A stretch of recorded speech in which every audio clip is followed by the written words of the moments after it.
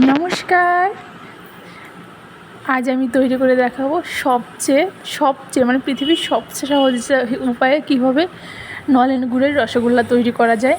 এখন যেহেতু গরমকাল, তো এখন তো নলেন গুড়ের রসগোল্লা পাওয়া যায় না, তো আমার মতন তোমাদের যদি কারো খেতে ইচ্ছে করে থাকে তাহলে তোমরা তৈরি করে নিতে পারো। আর দোকানে যতই কিনতে পাওয়া যাক, দোকানে তো গুড়ের রসগোল্লার দামটা অনেকটা হাই থাকে। তোমরা কম খরচে এভাবে একবার বাড়িতে তৈরি করে নিতে পারো। তাই জন্য এখানটায় আমি 200 গ্রাম ময়দা নিয়ে 2 চামচ ময়দা দিয়ে, মানে 200 গ্রাম ছানার সঙ্গে 2 চামচ ময়দা, মানে 100 গ্রাম ছানাতে 1 চামচ ময়দা দিয়ে হাত দিয়ে ঠিক এরকম চেপে চেপে মেখে নিয়েছি।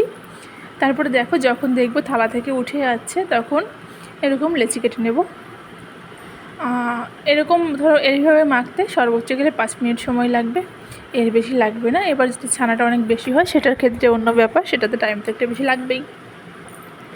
এখানে আমি সুন্দর করে লেচি কেটে নিচ্ছি। আর এদিকে দেখো, আমি গুড়টাকে আমি জাল করতে বসিয়ে দিয়েছি। আমি এখানে 1 চামচ দুধ দিয়ে দিলাম গুড়টার ভিতরে। দুধ দিয়ে দিলাম কেননা এতে করে ভালো একটা স্মেল আসবে দুধের, মানে গুড়ের তো একটা স্মেল থাকবেই, সঙ্গে দুধের একটা স্মেল পাওয়া যাবে। এগুলো সেই দুধটাই ভেসে উঠেছে, সেটাই তোমাদের দেখালাম। আর এই সময় যখন সেটাটা ফুটবে তখন আমি রসগোল্লাকে এক এক করে দিয়ে দেবো।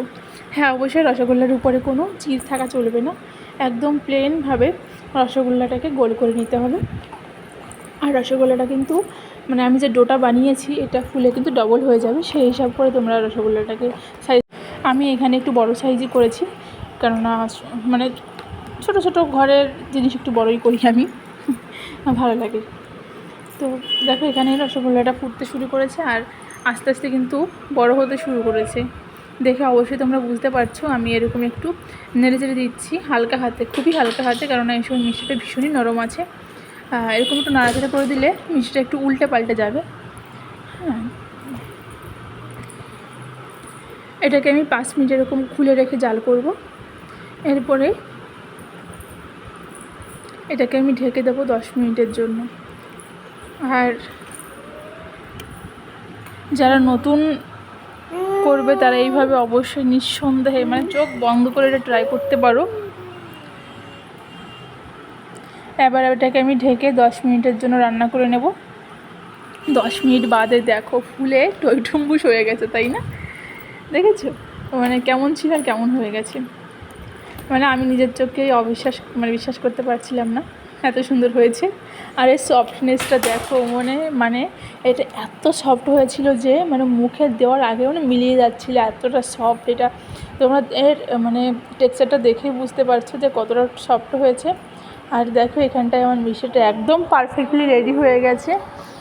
তো তোমাদের সার্ভ করে দেখাচ্ছি। এটা এরকম শিরার ভিতরে রেখে দেবে 7-8 ঘন্টার জন্য। তারপরে এটাকে খেতেই পারো, আর গরমও খেতে পারো। এটা গরম খেতেও ভীষণই ভালো লাগে, গরম গরম রসগোল্লা। তো দেখো, এখানটা সার্ভ করে দেখালাম, কেমন হয়েছে জানিও অবশ্যই। আর দোকানের থেকে অবশ্যই বাড়িতে করলে টেস্টটা বেশি হবেই, কেননা দোকানে তো নিশ্চয়ই ভেজাল মেশায়, বাড়িতে তো সেই ভেজালটাকেও মেশায় না। যাই হোক, তোমাদের একটু আমি কেটে দেখাচ্ছি একটা মিষ্টি নিয়ে। এটা কিন্তু আমি তখনই করছি, গরম গরম যে রসগোল্লা। দেখো বাটিতে কিন্তু বাষ্প দেখা যাচ্ছে, দেখো সফটটা দেখো।